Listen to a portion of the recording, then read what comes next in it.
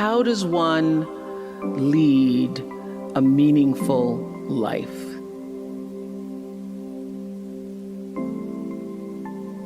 Because ultimately, isn't that what we all want? We want to lead a life so that however we transition, people can say, wow, that was a bright one. That was a bright light. First of all, I think that it comes from a deep sense of awareness about who you are and why you're here. It comes from being in touch with, on a regular basis, the appreciation and the holy gratitude that should fill each of our hearts on a regular basis, just knowing what a privilege it is to be here and to be human. Let's just think about this day that you have been graced to breathe in and out thousands of times. This day where many of those breaths were taken for granted. You just expected the next one to come. But the truth is, there's no guarantee that the next one comes. This day, how you started your day, what your thoughts were this morning, how you've carried yourself through this day, how you've been allowed to have encounters and experiences, some challenging, some more life-enhancing, that pushed you forward another day of being here on the planet Earth as a human being. Just think about that. After all you've been through in this day alone, and the many days and years past, how you got here to this prestigious, esteemed university, the choices you made that have brought you to this day. Open your heart and quietly to yourself say the only prayer that's ever needed. The foundation for meaning and purpose in your life is to bring yourself back to your breath. In all situations, in all ways, in all challenges, to know that the value of just still being here matters. It's really big that you're here. It's really big because everybody here has been called from the ethers to do the will, to fulfill the highest expression of yourself as a human being. And to do that in truth. How do you do that?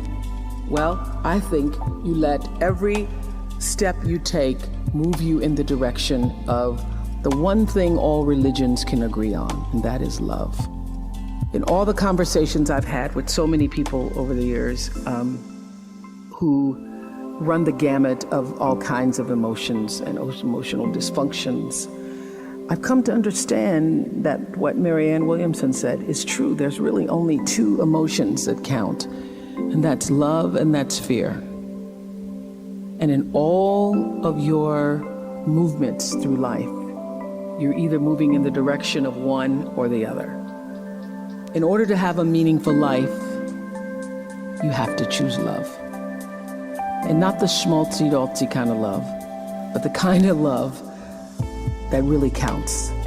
The kind of love that when everything else is going wrong and nobody even knows you're choosing it, you choose love.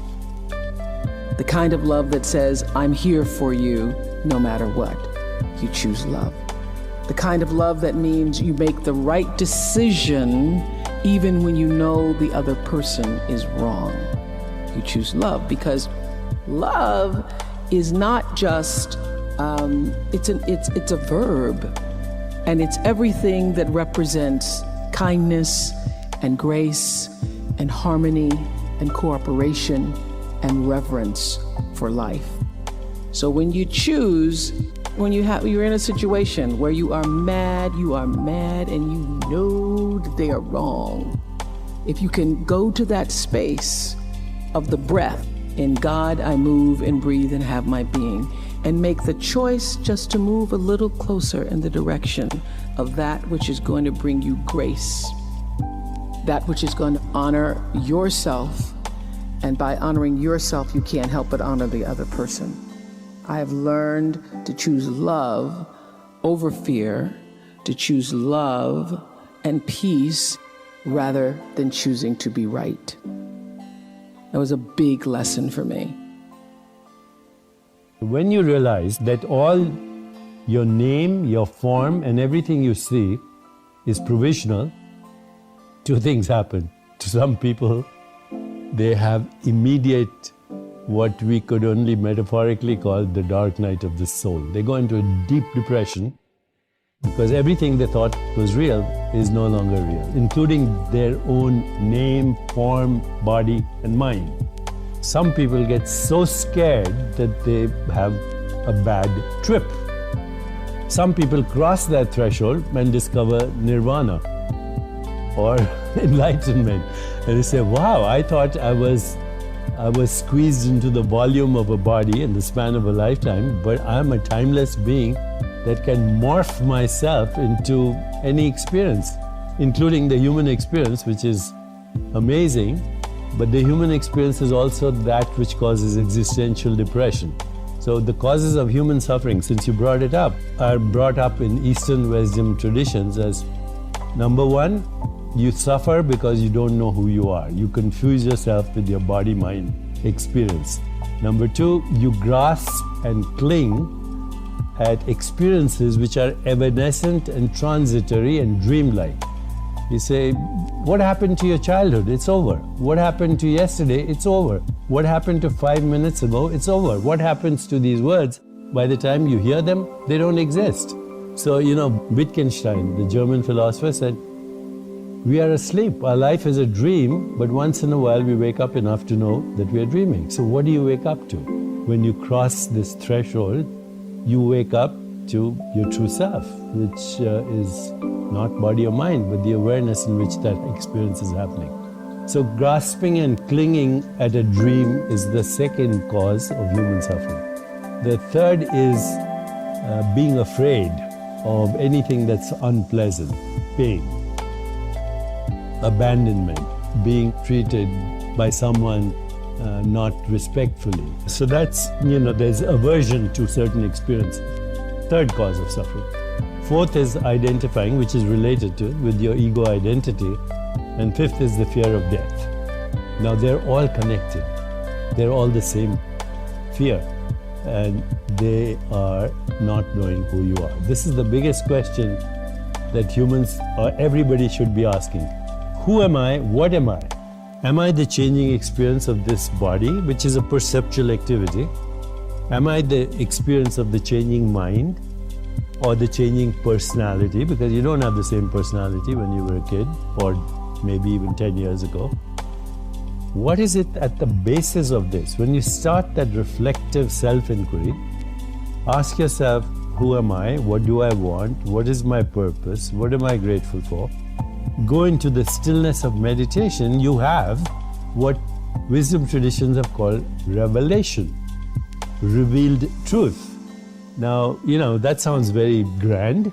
I would say just call it insight. Meditation, mindfulness, awareness of body, awareness of mind, awareness of mental space, awareness of the web of relationship, awareness with that which we call the universe. It leads you ultimately to the awareness of awareness. And when you discover that, that's nirvana. There are many ways to get the things that we want for ourselves in our lives. But basically, it all begins with how we choose to think. As you think, so shall you be. 7 little words that I think are perhaps the most important things that we can learn and master in our lives. This old proverb notion that I become what I think about all day long. And once you know that what you think about is what expands, you start getting real careful about what you think about. You don't allow your thoughts to be on anything that you don't want or that you wouldn't want to have manifest or show up for you in your life.